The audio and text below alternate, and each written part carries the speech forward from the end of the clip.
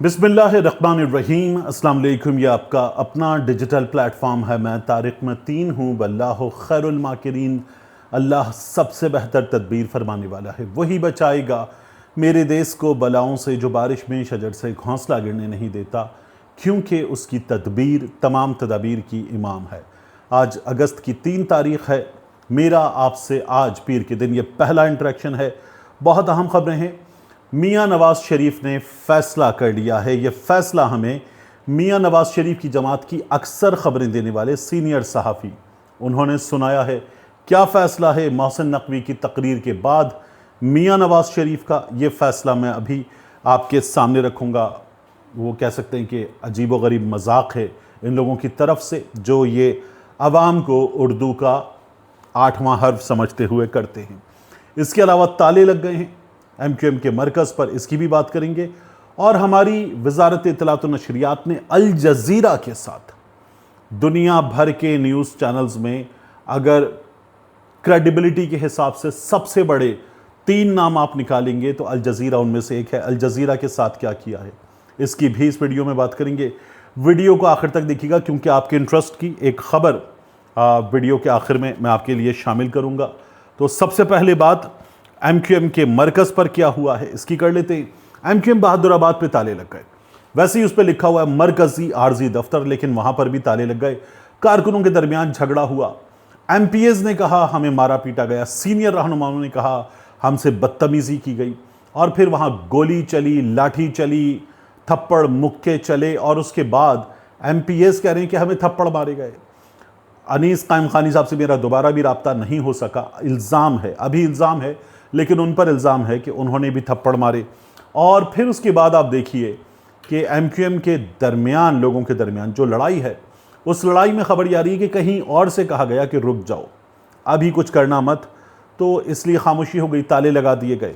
हैदराबाद में भी, कराची में नहीं, हैदराबाद में भी भाई खानचाड़ी, वहाँ पर MQM का डिस्ट्रिक्ट ऑफिस है, उसके बाहर कारकुनान जमा हो गए, एक दूसरे के खिलाफ शदीद नारेबाजी की।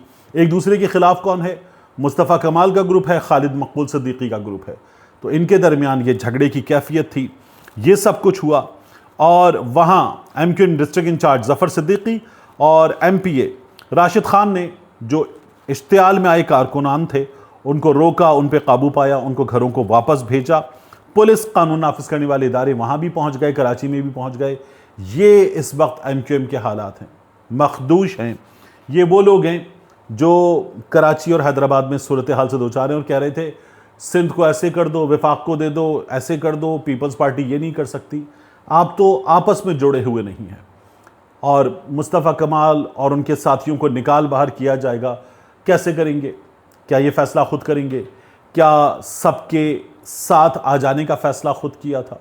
ये फ़ैसला भी कराची के हालात में इनको एक ताकत बनाने के लिए किया गया था, इनका फ़ैसला नहीं था। तो बाकी फ़ैसले ये लोग कैसे करेंगे? बहुत बड़ा सवाल है जो MQM के सामने इस वक्त है। तो अभी जवाब हमारे सामने नहीं आया। अब बात कर लेते हैं मियाँ नवाज़ शरीफ की। देखिए, मियाँ नवाज़ शरीफ साहब को मुझे याद है वजाहत बसूद साहब ने कहा था कि नवाज़ शरीफ ने मार्टिन लूथर किंग, उसके बाद क्या था, मंसूर हल्लाज, सुकरात, बुकरात, अरस्तु, मंडेला, खुमैनी, पता नहीं क्या कुछ बनने का फ़ैसला, चे गुवेरा वगैरह सब कुछ बनने का नवाज़ शरीफ ने फ़ैसला कर लिया है। अब अंसार अब्बासी साहब जो हैं वो क्या फरमा रहे हैं? ये ट्वीट है अंसार अब्बासी साहब का। अंसार अब्बासी साहब फरमा रहे हैं ना नवाज़ शरीफ लड़ाई के मूड में हैं। मतलब नवाज़ शरीफ साहब कब लड़ाई के मूड में थे? पहली बार तैयारा साजिश केस, मियाँ साहब अल्लाह के घर बुलावा आया, चले गए। दूसरी बार मियाँ साहब यहाँ से लंदन चंद हफ्तों के लिए जाना था, 4 बरस के लिए, मियाँ साहब चले गए। ना नवाज़ शरीफ लड़ाई के मूड में, ना शहबाज शरीफ और फील्ड मार्शल में कोई दरार है। तो वो तो कुछ किसी ने कहा था कि इनके दरमियान में से हवा भी नहीं गुजर सकती, ना इनमें कोई दरार है। मोहसिन नकवी जज्बात में आकर कुछ ज़्यादा ही बोल गए। अब कहा जा रहा है कि 6 महीने की डेडलाइन दे दी गई है, यानी वो मंसूर की वीडियो वाली बात हो रही है।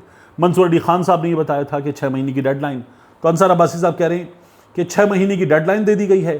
पूछा तो जवाब मिला, आपसे ये बात सुन रहे हैं।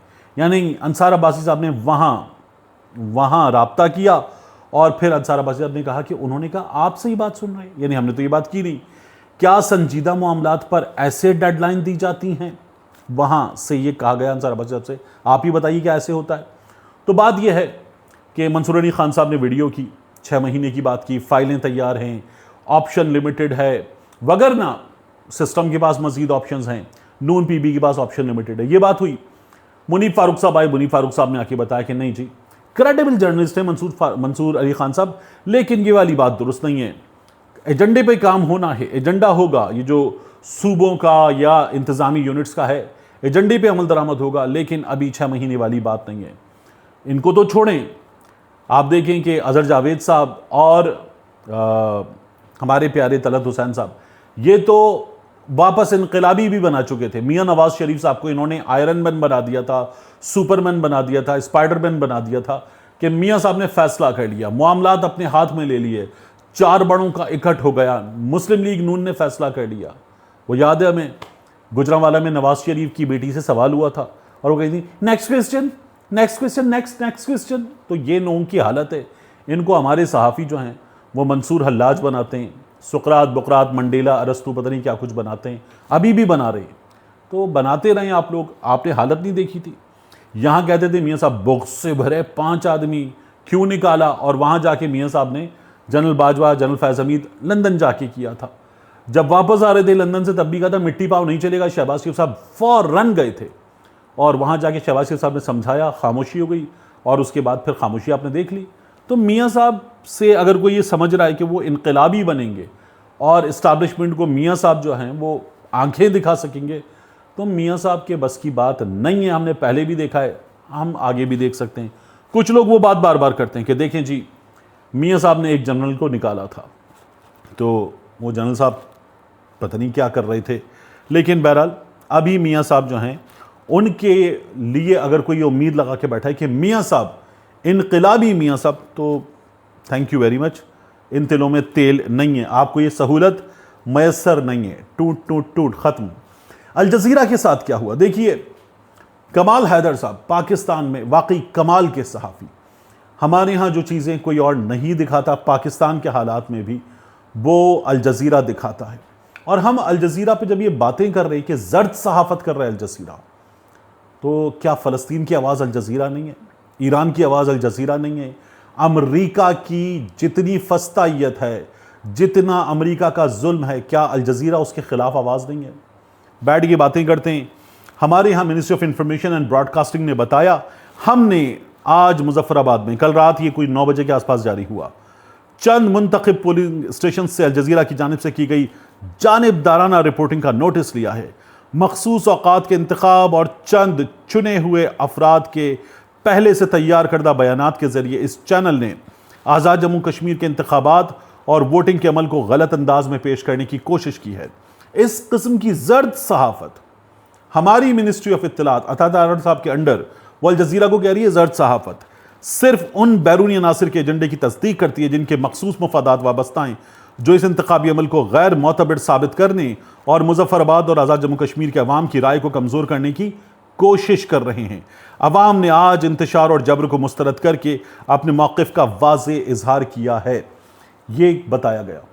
ہمارے چینلز کوریج کرتے ہیں، آزاد کشمیر میں ہونے والے احتجاج کی کوریج کرتے ہیں، ہمارے چینل پی ٹی آئی کی کوریج کرتے ہیں، ہمارے نیوز چینلز، میں پی ٹی وی کی بات نہیں کر رہا، ہمارے نیوز چینلز جو سپریم کورٹ میں سہیل آفریدی نے خطاب کیا تھا اس کے ساتھ کیا کیا تھا، ان تمام باتوں کے ہوتے ہو الجزیرہ تمام چیزیں دکھاتا ہے نا. اڈیالہ کے باہر کیا ہوتا ہے ہمارے چینلز کوریج کرتے ہیں.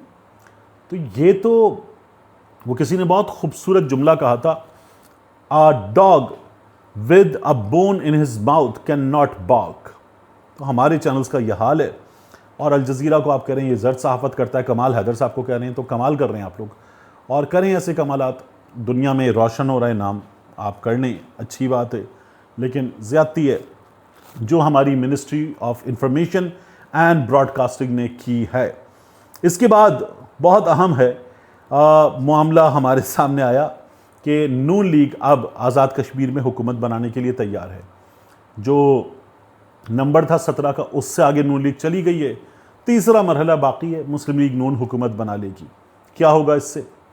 کیا آزاد کشمیر کے جو حالات ہیں وہ بدل جائیں گے؟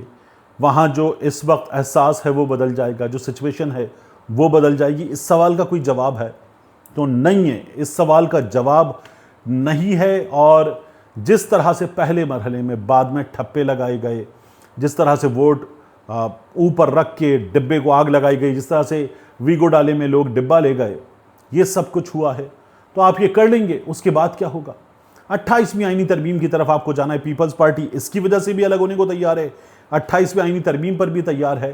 تو ایجنڈا کیسے پورا کریں گے اور کیا ہوگا؟ بہت برے حالات ہیں، یہ تو سدھرتے ہوئے، ٹھیک ہوتے ہوئے مجھے نظر نہیں آ رہے۔